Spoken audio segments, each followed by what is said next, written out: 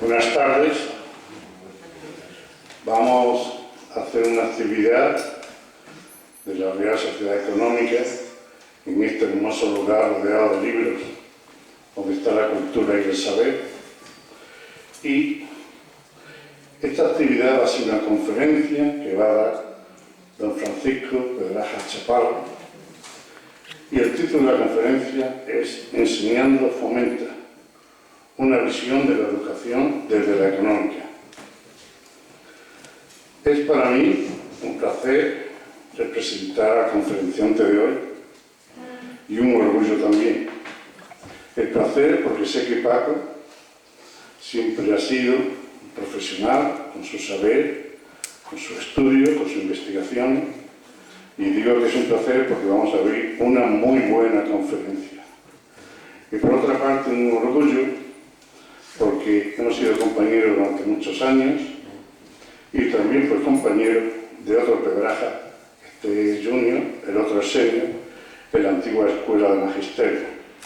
Y ambos, tanto padre como hijo, siempre han llevado ese carácter y esa reputación de unos excelentes profesores. Por lo tanto, el éxito a priori, como decimos los matemáticos, está asegurado.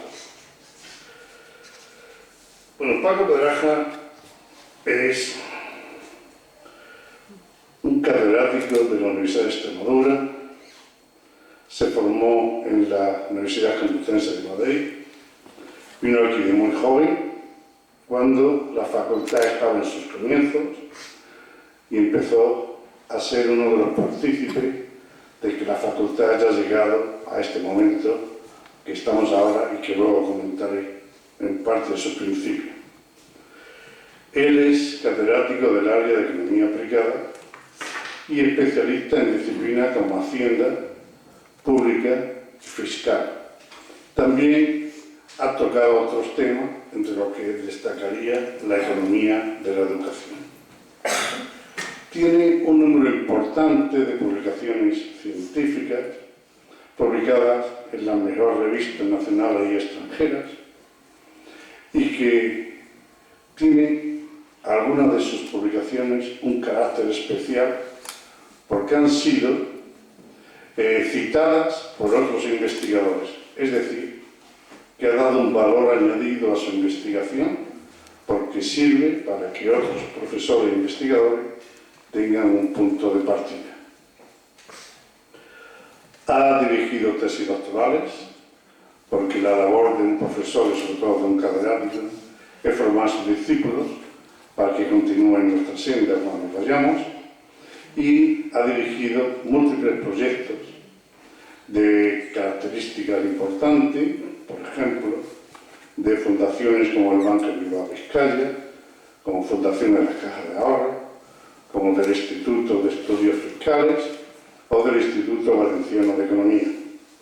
Por lo tanto, tenemos un profesor con una gran experiencia docente e investigadora. Pero no me gustaría dejar una última faceta que ha asumido, que es decano de nuestra facultad, ahora que veo a muchos alumnos, y decano de la facultad que tuvo unos comienzos muy difíciles. Ahora lo que ustedes ven es una joya. Empezamos en un subterráneo de un edificio metálico, con muchas humedades, pero con mucha ilusión. De allí salimos al sol y empezamos a poner nuestra primera aula de informática, donde podíamos hacer ya prácticas y simulaciones y podríamos ya utilizar software y programas propios. Estuvimos montando nuestra plantilla que permitiera desarrollar la facultad, hicimos un edificio y hasta tuvimos que defender el nombre de Facultad de Ciencias Económicas y Empresariales, como se llama ahora, porque quisieron cambiar el nombre por Centro de Estudios Sociales y Jurídicos. Y yo siempre he dicho que el nombre de facultad, faculty, es conocido por cualquiera que es una enseñanza pública y que tiene una categoría en cualquier parte del mundo. Luego esos comienzos, ahora que ha estado Paco de decano, y están en el acto del patrón, he visto que muchos de ellos ya están consolidados. Tenemos un profesorado joven ya formado, tenemos un buen edificio, buenas aulas, y tenemos ya una presencia exterior e interior que nos podemos comparar con cualquiera de las universidades o de las facultades que hay en España. Hemos conseguido que un grupo de profesores con mentalidad universitaria puedan dotar a esta facultad de esa dignidad y ese respeto que exige el ámbito universitario. Este respeto es muy bueno para los profesores, pero también para los alumnos, para que nunca ningún alumno de esta facultad salga un complejo cuando salga al exterior. Centrándonos en la conferencia, la primera parte del título lleva dos palabras con mucho significado: enseñando, fomenta. Enseñando, fomenta. Enseñando implica el tener conocimientos, y a partir del conocimiento podemos fomentar actividades. Si no hay conocimiento, no hay actividad, no hay creación. Por lo tanto, para que haya ese fomento de actividades, es necesario que haya un amplio sentido del conocimiento de cualquier actividad o disciplina en la que estemos trabajando. No hace falta decir la anécdota de Isaac Newton cuando le cayó la manzana, que la gente se cree que gracias a la manzana descubrió la teoría newtoniana. Newton llevaba en su cabeza, dándole vuelta, como no ha pasado casi todos los investigadores, nuestros proyectos de investigación que no nos dejan ni cuando comemos, ni cuando dormimos, ni cuando descansamos. Está siempre ahí. Y cuando tenemos un problema o dificultad, de pronto surge una chispa y aquello que parecía imposible se resuelve. Pues eso es lo que le pasó a Newton. Porque si Newton no hubiera tenido conocimientos, el único hecho de la manzana hubiera sido que se la había comido y no tendría más relevancia. El segundo factor de la conferencia es el que se refiere a la versión de la educación desde la económica. Bien, una de las finalidades de la sociedad económica ha sido siempre el difundir las nuevas ideas, conocimientos científicos y técnicos. Desde la Ilustración ya tenía estos fines. Posteriormente empezaron a aplicarse los nuevos conocimientos científicos a las actividades económicas y enseñar aquellas materias que todavía no estaban en los planes de estudio de las universidades españolas. Hoy en día, este sitio, la Real Sociedad Económica, es un instrumento de difusión de la cultura en el ámbito social, académico, económico, y es promotor muchas veces de ese impulso y esa motivación que necesita nuestra sociedad extremeña. Sin más retraso, vamos a darle la palabra al conferenciante para que nos enseñe conocimiento, que así podamos después saborear ese hábito del saber. Tienes la palabra, Paco.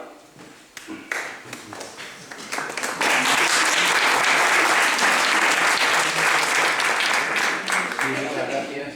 Bueno, habrán notado que Miguel Ángel es muy buen amigo y entonces como economista, hay muchos economistas aquí, pues tienen que aplicar una tasa de descuento muy alta porque ha dicho cosas exageradas como las que solemos decir los amigos. Él también ha tenido un papel muy importante en la facultad y también estuvo de decano y contribuyó a consolidar lo que verdaderamente hoy tenemos.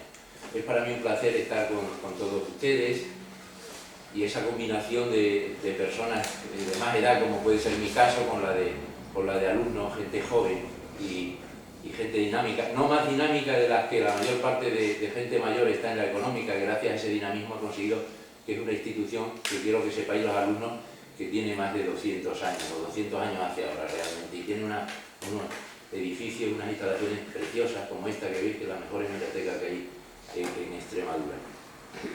Cuando, no sé si está por ahí, el profesor Lorenzo Blanco me proponía, oye, estamos organizando un ciclo sobre educación desde la Facultad de Educación podías hablarnos algo sobre estos temas, pues enseguida se me vino a la cabeza porque es algo que me ha estado siempre rondando y bueno, esta era una buena excusa, este lema tan bonito, ¿no? Inicialmente era ilustrando el lema y luego ya se transformó en algo parecido que es esto de enseñando fomenta, y la verdad es que para esa relación entre educación y crecimiento en concreto, o educación y desarrollo en términos más generales, es algo que ha estado siempre en la historia de las ideas económicas y del pensamiento económico. Y bueno, qué buena excusa, y esto es lo que les he preparado, no sé al final si cumplirá las expectativas exageradas que ha dicho mi amigo Miguel Ángel o no, pero esa idea me parece una idea muy interesante, porque el lema viene a ser lo que es la motivación, lo que es la guía de acción de la sociedad. Bien, pues, con esa idea he preparado una serie de puntos en los que quería insistir. Voy a dar una breve pincelada sobre la historia del concepto y la medida de lo que los economistas llamamos hoy capital humano, que es esto de enseñar, ¿no? De alguna manera. Luego me voy a acercar un poco a qué sabemos hoy por los estudios empíricos macroeconómicos de la relación que hay entre educación y crecimiento.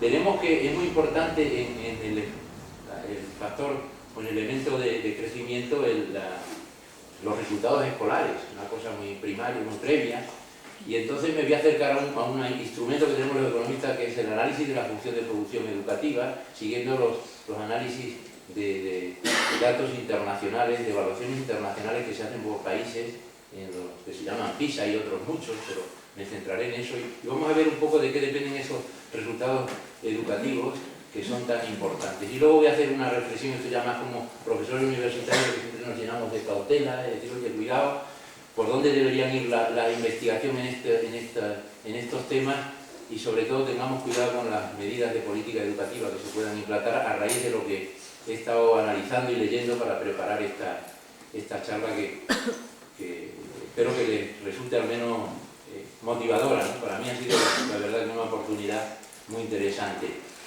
Un poco de historia, la relación que hay entre educación y crecimiento, educación y desarrollo es una relación antigua. Uno se puede remontar a economistas no ya clásicos sino preclásicos como es William Petty o Cantillon, y ellos ya hablaban del interés que tiene mejorar los conocimientos de la población, porque eso ayudaría a mejorar la economía, o diríamos hoy en términos más técnicos, a mejorar la productividad de ese factor. Los clásicos son muy diversos, pero yo he querido señalar dentro de los clásicos a Adam Smith, el padre de la economía, siglo XVIII, 1776, la riqueza de las naciones, y ahí él habla ya del interés que tiene la cualificación laboral como elemento de especialización de la fuerza productiva para luego la división del trabajo, que como saben es, digamos, el motor suyo de crecimiento. Es decir, una idea más indirecta de educación es fundamental para especialización, división del trabajo y crecimiento.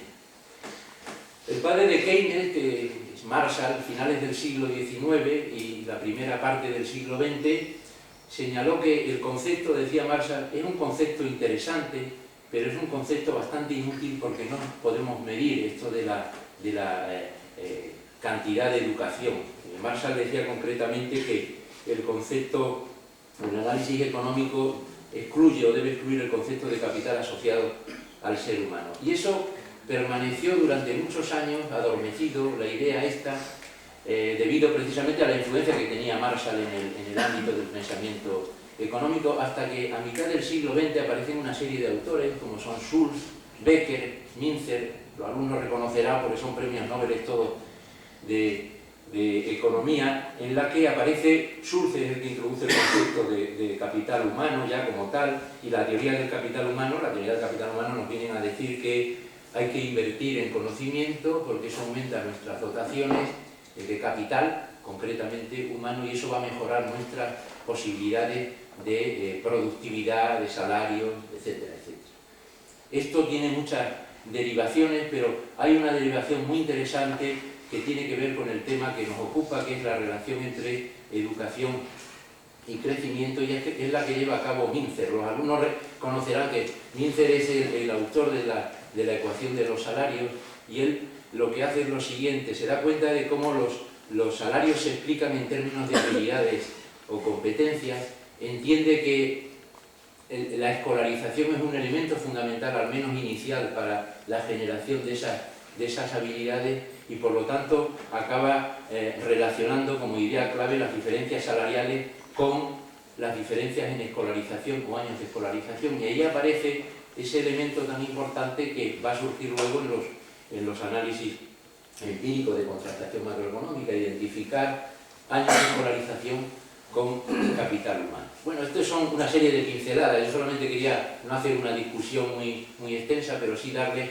algunas claves, creo que son interesantes para relacionar ese concepto de enseñando fomenta la relación entre educación y crecimiento. Vamos a verlo ahora en términos más empíricos. En los últimos análisis empíricos de crecimiento económico me centro en lo que son, no en teorías del crecimiento, que es una cosa bastante más compleja y que no tiene mucho sentido entrar en ella, sino en los macroeconomistas fundamentales de finales de los años 80 del siglo pasado y principios de los 90, con Barrow u otro Nobel a la cabeza, intentan explicar por qué se diferencian tanto las tasas de crecimiento entre países.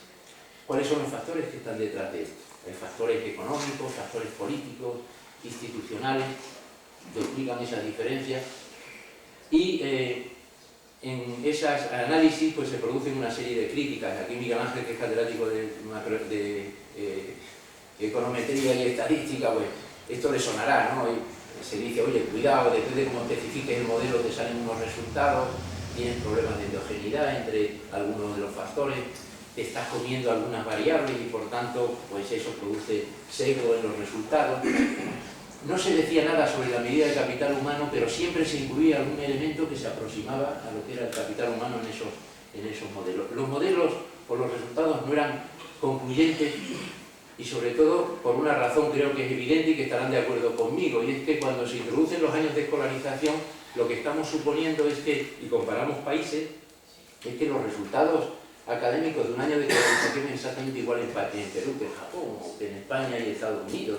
Y esto realmente es difícil de creerse, ¿no?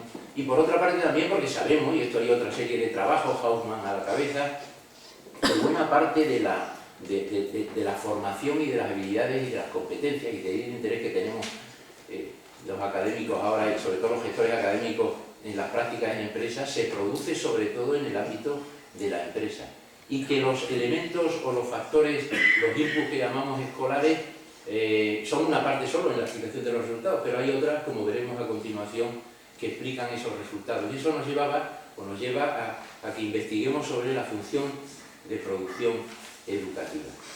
Le voy a mostrar un artículo reciente de Hanuse, que es un economista dedicado a estos temas de economía de la educación, y Wossman, es catedrático en Harvard, y ha presentado pues un trabajo en el que hace un resumen de todos los modelos que tratan de explicar esas diferencias. La cuestión básica es qué efecto tiene sobre el crecimiento medidas diferenciales de capital humano, que es lo de enseñando fomenta. No sé si esto es un poco técnico, pero bueno, yo creo que los alumnos en general me seguirán y yo hago una explicación más. Miguel Ángel no tendrá ningún problema. Aquí se trata de recoger durante los últimos 50, 60 años una variedad de países muy importante, alrededor de 50 con distintas especificaciones, y se trata de ver si introducimos la variable capital humano de una manera o de otra, qué efectos tiene sobre la explicación del crecimiento. La columna 1 es meter esa variable por años de escolarización, la segunda columna, o la segunda fila, perdón. También esto es un detalle técnico, se incluye también la renta inicial de los países, porque claro, no es lo mismo, los países que están menos desarrollados suelen crecer más sencillamente porque lo que hacen es copiar tecnología, mientras que los ricos pues tienen que inventar esa tecnología. Lo que nos sale, si ves la primera columna, es que hay una relación significativa entre los años de escolarización y crecimiento, que es la gran pregunta que nos estábamos haciendo, y luego que hay una explicación de alrededor del R cuadrado del 25%, una cuarta parte de la variación porcentual o interanual de las tasas de crecimiento del PIB se pueden explicar por esas dos variables, ¿no? Renta inicial y años de escolarización. Fíjense que cuando se introduce otra variable, que ya son los conocimientos verdaderamente, es decir, pruebas PISA o de otro tipo ya de resultados educativos, no años de escolarización sencillamente, pues curiosamente la variable es también significativa, la relación es muy claramente significativa y la explicación pasa a 3/4 de la variación interregional en las tasas de crecimiento. Y sin embargo, en la tercera columna, cuando metemos tanto variables cuantitativas como cualitativas, la variable cuantitativa deja de ser significativa y prácticamente la explicación es similar, ¿no? Entonces, hay aquí algún elemento importante y es que podemos explicar en buena medida, explicar en un sentido que hay que andar con cuidado, ¿no? Las tasas o la variación de tasas de crecimiento entre países por los resultados educativos. La conclusión entonces es que la escolarización importa, pero importa en la medida en que tenga efectos sobre los resultados escolares.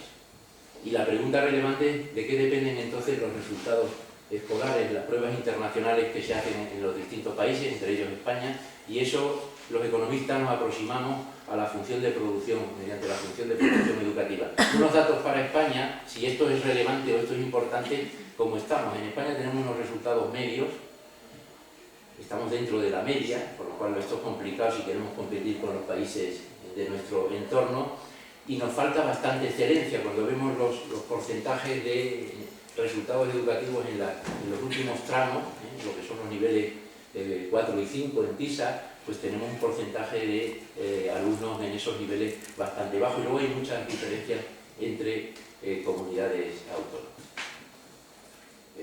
Por lo tanto, el paso siguiente es, si esto es relevante, ¿de qué dependerá los resultados educativos? Y nos vamos a lo que sería la función de producción educativa y lo haremos a través de un contraste, y aquí sí que son ya datos de investigación propia de nuestro grupo y de otros trabajos que se han realizado sobre la cuestión para ver este elemento.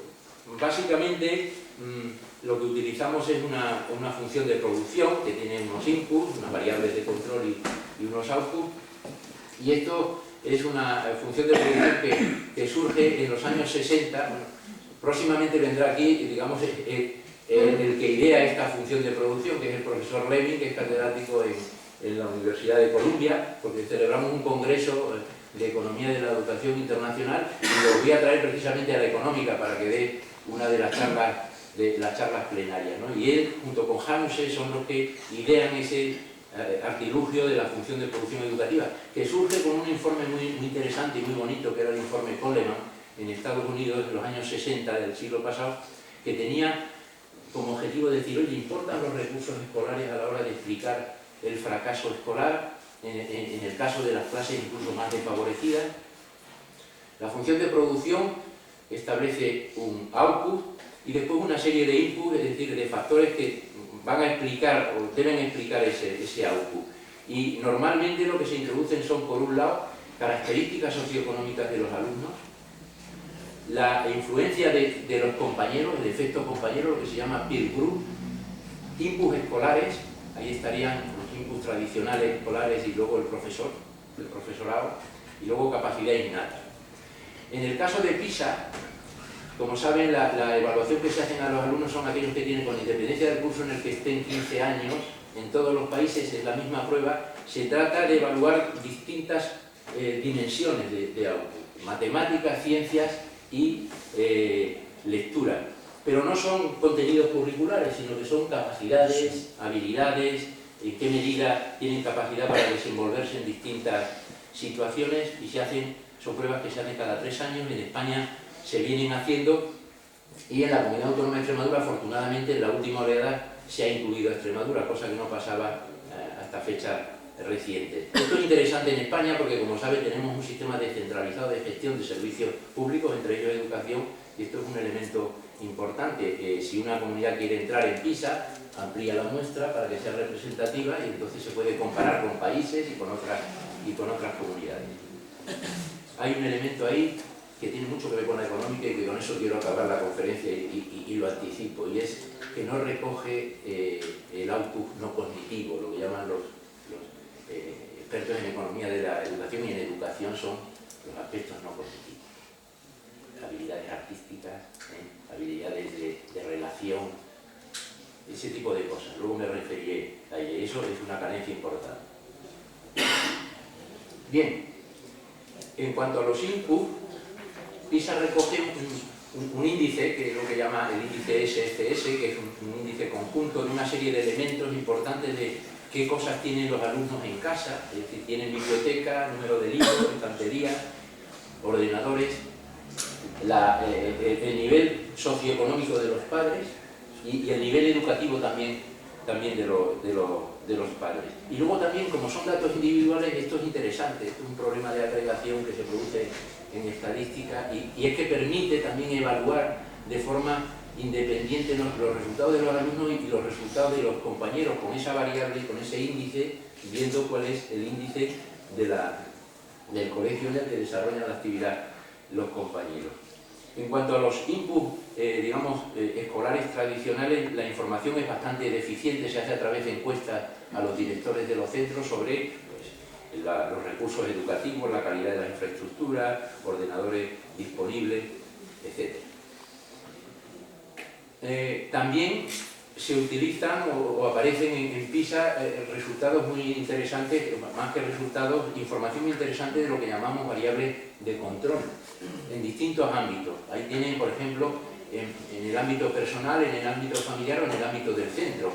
Personal, pues el sexo, si es repetidor o no; el familiar, si son inmigrantes; la estructura familiar, si es una estructura tradicional o monoparental, más o menos desestructurada. Y después en centros también la titularidad es muy importante, es decir, si son centros concertados o son centros públicos. Bueno, de una manera un tanto precipitada y tal, bueno, comentar un poco los resultados del análisis. Nosotros solemos hacer con análisis o de regresión o con multinivel o con otras técnicas un poco más sofisticadas.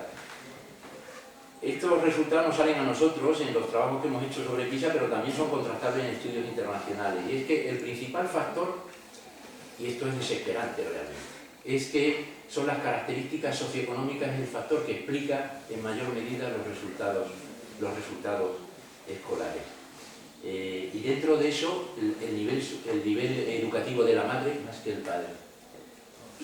Y la existencia de libros mucho más claramente que la posesión de un ordenador.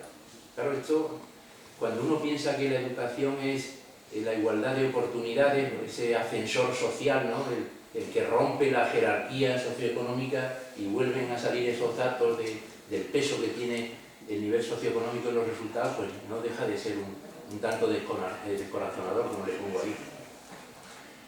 Aparece una importancia diferente y muy interesante del efecto compañeros, es decir, el estar con buenos compañeros afecta claramente a tus propios resultados, e incluso más compañeras que compañeros. Por eso subrayo ahí Bueno, hay un chiste del Roto que yo creo que es espectacular. El Roto acierta cuando pone a hacer los chistes, esto lo vi hace ya tiempo en el país, digo, esto lo tengo que incluir en la charla. Le dice la madre al niño, dice, recuerda que para tu futuro lo importante no es lo que aprendas, sino al lado de que te sientas. Este es el efecto compañero. Luego hay un efecto muy escaso, y esto es recoger lo que le salía al informe Coleman sobre los recursos escolares tradicionales, es decir, todos esos recursos sobre la infraestructura, las características, incluso hemos contrastado tamaño de las aulas, ordenadores, explican muy poco, si es que explican algo los resultados. Yo también tengo, no más que la impresión, la intuición de que el indicador que saca PISA no es un indicador muy relevante, porque lo hace a través de encuestas a directores, y entonces no son datos objetivos directamente contrastables, y ahí puede estar parte. Pero no es el factor relevante. A Coleman le pasó lo mismo y era también decepcionante, es decir, los recursos escolares. Y luego, ¿qué pasa con los profesores? Esto es una cosa que se estudia con otros trabajos que hay más específicos, porque PISA no aporta información de profesores, si hay otras bases, PIRLS, TIM. Hay un par de resultados que en economía de la educación son generalmente aceptados por los estudios que hay sobre profesorado. Y el primero es las notables diferencias que hay entre la calidad de los profesores, en medida de impacto de resultados, entre un buen profesor y un mal profesor, un año académico, que es lo que viene a salir. Es decir, no hay ningún factor escolar que pueda competir con el efecto de ese factor. Y luego otro elemento que también es un poco decepcionante, y es que desconocemos cuáles son los elementos relevantes de la función de oferta de los profesores. Voy a tratar de explicarlo. Las cosas que podemos medir, que son fácilmente medibles, como son pues acreditaciones, cursos, cosas de este tipo, certificaciones, no están correlacionadas de manera consistente con los resultados. Y en principio las que pudieran estar, como puede ser por ejemplo la habilidad comunicativa, motivación, etcétera, son muy difíciles de observar y de medir. Y entonces eso es continuamente lo que nos viene saliendo en los análisis que solemos hacer.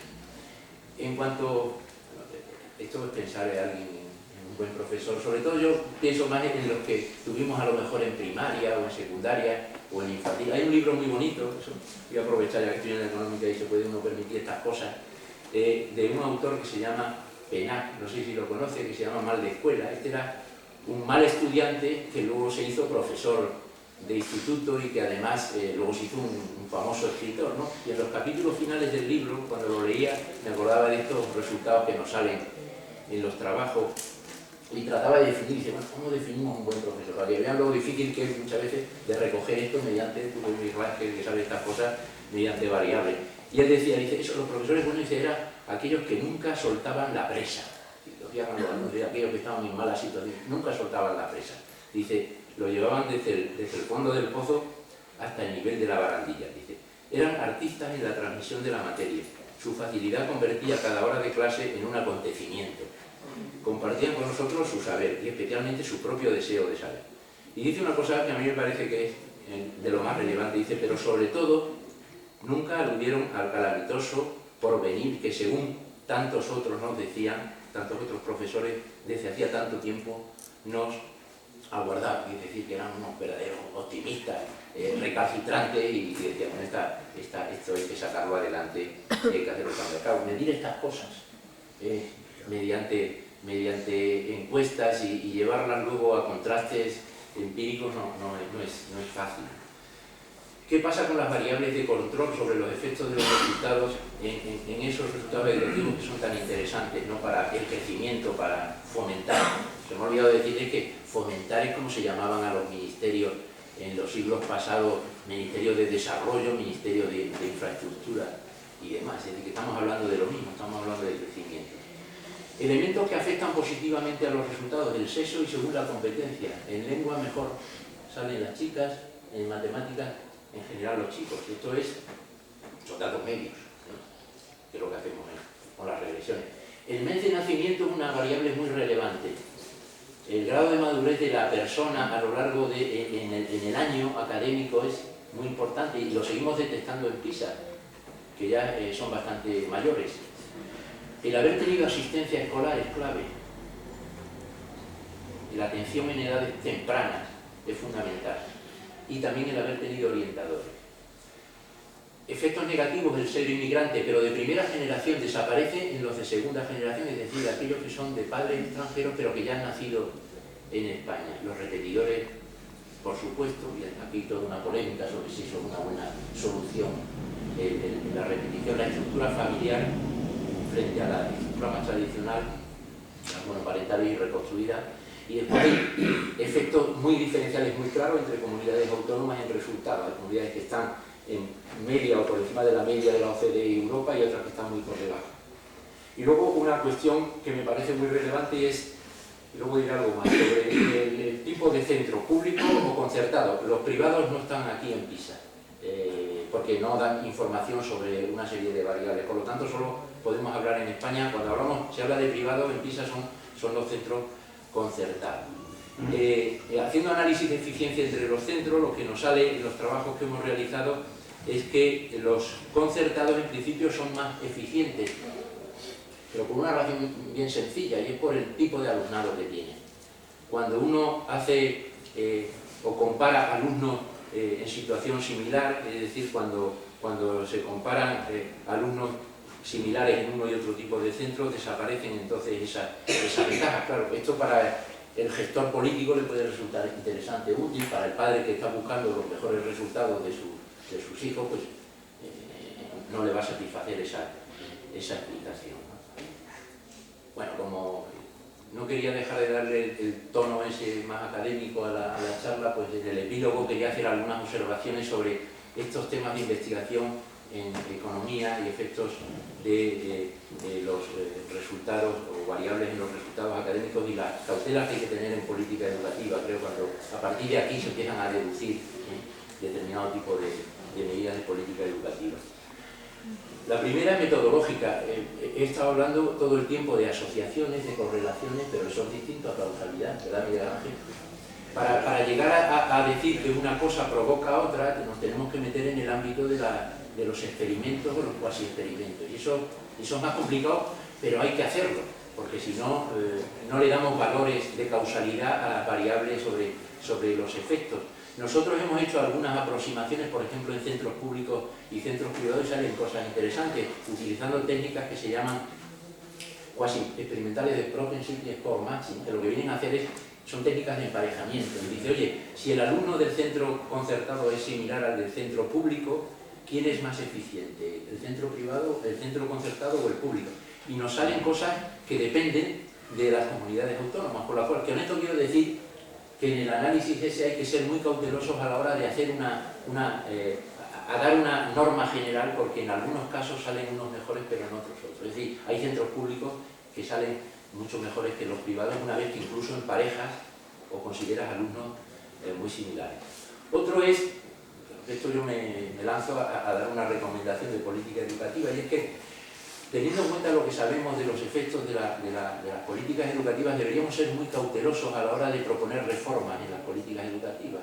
De reformas me refiero a generales, muy amplias, sino que deberían ser reformas más específicas, no cambios a pequeña escala, y sobre todo que al mismo tiempo que establecemos los cambios, establezcamos un programa de implementación de esa política y de evaluación de esa política, que esto casi nunca se hace. Y luego también tener en cuenta los costes que tienen cada una de esas decisiones, porque siempre vemos el resultado, es positivo o negativo, pero bueno, y el coste que lleva eso aparejado, un análisis coste-beneficio.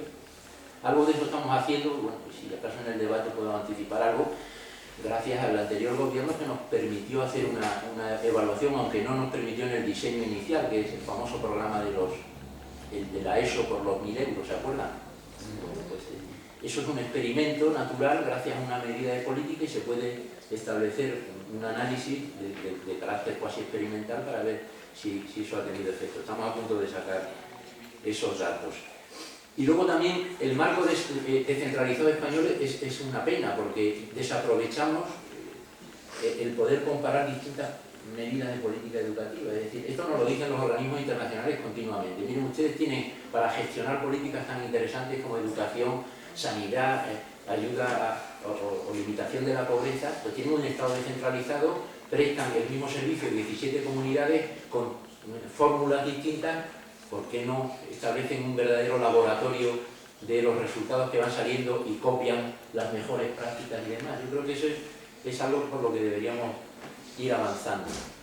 El reto, les decía, que en España creo que respecto a los resultados educativos que tanto afectan al crecimiento es mejorar la excelencia sobre todo, porque tenemos pocos alumnos en los niveles excelentes, pero cuidado, sin empeorar la equidad. Y aquí hay que decirlo muy claramente. Yo he hecho hemos hecho en el grupo varios contrastes, y el sistema español es un sistema relativamente equitativo, y eso es una fortaleza del sistema educativo español. Por ejemplo, el número de alumnos, así que igual que aparecen números, pocos porcentajes de números de alumnos en los niveles educativos más altos, de los resultados más altos, en los más bajos estamos en la media de la OCDE, es decir que bueno, en la situación de riesgo escolar es relativamente parecida. Otra cosa también importante, cuando uno analiza las variables de control y descuenta los resultados y ve que de la parte del resultado no explicado por las variables de control, ¿qué podemos achacar a la escuela y podemos achacar al alumno? Un análisis de varianza. Bueno, pues lo que nos sale en España es que la parte achacable al alumno es el 85% y el 15% a la escuela, una parte relativamente baja. La media de la OCDE está en 35. Si nos vamos a Finlandia, en vez del 15 es el 7. Los finlandeses lo que vienen a decir es que le da igual prácticamente a qué colegio lleven a su hijo, porque apenas hay diferencia. Y luego hay otro elemento que también reafirma la equidad del sistema español, y es, si trasladamos las diferencias socioeconómicas y vemos qué pasan cuando esas diferencias pasan por la escuela, esas las reproducen, las acrecientan o las amortiguan. Y en el caso español lo que salen es que esas condiciones socioeconómicas previas se amortiguan bastante más que en la mayoría de los países europeos. Es decir, son tres datos o contrastes que nos reafirman en la equidad del sistema, y por tanto, cuidado, mejoremos la calidad, la excelencia sobre todo, pero no perdamos de vista la equidad del sistema. Y luego acabo ya con una última observación, no sé qué tal voy de tiempo, pero tampoco quería alargar esto en exceso, que me parece que es un hallazgo muy interesante, que es un hallazgo con evidencia experimental. Y esto lo han hecho economistas, Hetman, neurólogos, psicólogos, que es lo siguiente. Lo que nos vienen a decir es lo siguiente: miren ustedes, están siempre evaluando resultados con respecto a una serie de variables, una serie de medidas, una serie de políticas, pero resultados de opus cognitivo.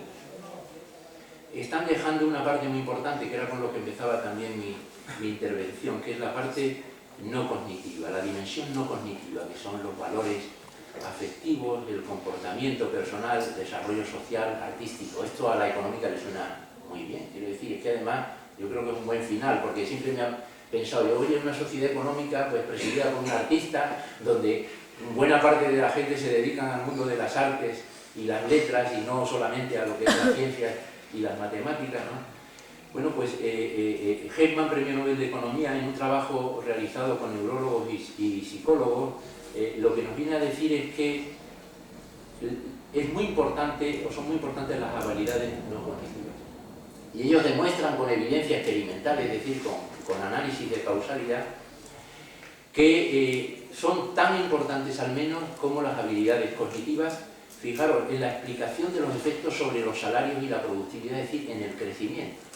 Nosotros, en términos más técnicos, diríamos, oye, cuidado, utilizar medidas de resultados cognitivos y dejar fuera lo no cognitivo, lo que está haciendo es secando los resultados, porque nos está exagerando el resultado de esa variable y no tenemos en cuenta lo otro. Y esto, para un economista que siempre nos dice, oye, la ciencia lúgubre, la triste, lo que importa es la racionalidad, el cerebro, la mente, pues también importa el alma, el corazón, y aquí nos lo está indicando. Y además, y con eso acabo, con consecuencias interesantes para la política educativa, porque fíjense, esto tiene consecuencias que yo creo que son evidentes. Si obligamos a que las escuelas se centren solamente en ese tipo de conocimientos, de habilidades cognitivas, corremos el peligro de que al final acabemos evaluando y recompensando a los centros por ese tipo de resultados, y esa manera les hará despreocuparse de pues que se desarrollen esas otras habilidades que ahora sabemos además que son esenciales tanto para conseguir una sociedad más productiva, como lo dice Hetman, como para conseguir también una sociedad más justa y cohesionada. Con eso nada más acabaría la intervención.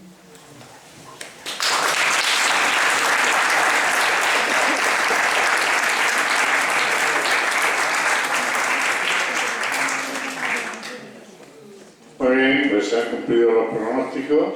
La conferencia ha sido una real conferencia, bien expuesta, con resultados, con estudios, con investigación. Y ahora llega el momento de que los jóvenes que están aquí, que tanto se preocupan por la enseñanza que están recibiendo, pues hagan preguntas de cualquier tipo. Y los mayores no te digo nada, comparando la enseñanza que tuvimos con la que se está dando ahora. Así que se abre el turno de preguntas para todos aquellos que tengan alguna inquietud, podéis formularla.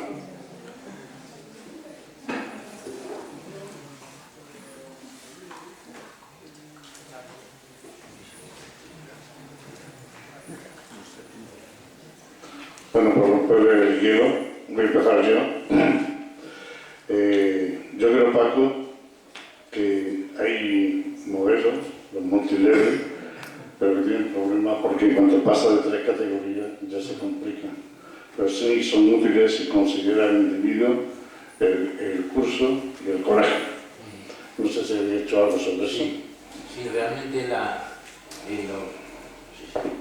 los análisis que he presentado, la técnica que utilizamos precisamente es la técnica multinivel, porque los datos están anidados, como bien dice, empiezan con el alumno, tienen una serie de variables, pero luego va subiendo al aula, subes a la escuela. Entonces influye. Y entonces, bueno, es un análisis de regresión Eso un poco más cualificado. Eso es. Y luego no te he oído, no sé si estás despistado, no te he oído nada sobre la enseñanza rural y urbana, centro rural y urbano. No está esa categoría dentro de PISA, o no tenéis datos, o no es relevante.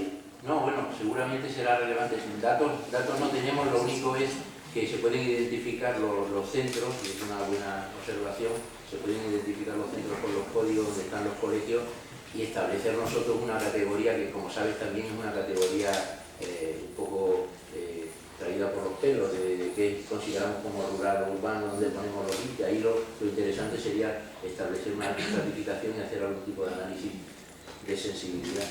Podría ser. Se puede hacer. Supongo que sí, claro. Porque los mismos ambientes que viven en el ámbito rural no se reproducen en el ámbito urbano, tienen más contacto con la naturaleza, son más libres, mientras que en la ciudad tienen otras pautas que toman el tiempo de desplazamiento y allí enseguida tienen para jugar, etc. ¿Alguna pregunta? Bueno, felicidades por la conferencia, siempre tan interesante, que me ha retransferido a 30 años antes cuando era un mes. No me hagas tan viejo. No me hagas tan viejo. Ya lo soy. Pero yo era muy joven entonces. Ahora han puesto en una diapositiva que ha generado la risa de la sala.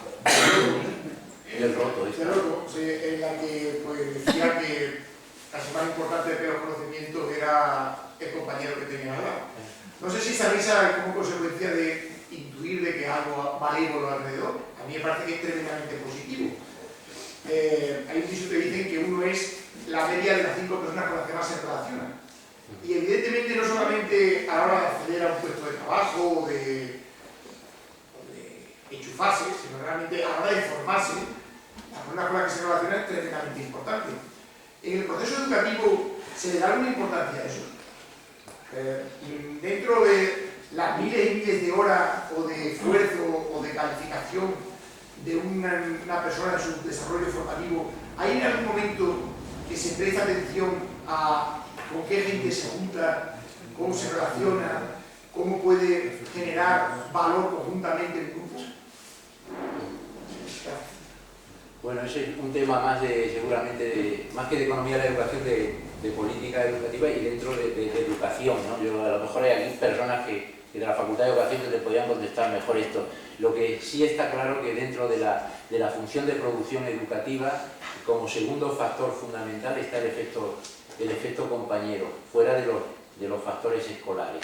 Y es un elemento muy importante y muy significativo siempre en todos los resultados que se obtienen. Y evidentemente, claro, eso lleva también a pensar en posibles diseños de políticas educativas, es decir, ¿qué es mejor, la segregación o no por niveles de fracaso o resultados? Porque ahí tenemos una polémica interesante, ¿no?